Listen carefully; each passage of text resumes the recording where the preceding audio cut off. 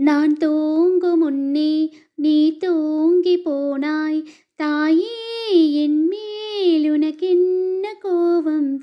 கண்ணான கண்ணே, என் தேவ பெண்ணே, கண்ணில் தூசி நீ ஊத வேண்டும். ஐயோ, ஏன் இந்த சாபம்? எல்லாம் என்றோ நான் செய்த பாவம். பகலும் இரவாகி பயமானதே அம்மா, விளக்கும் துணையின்றி இருளானதே.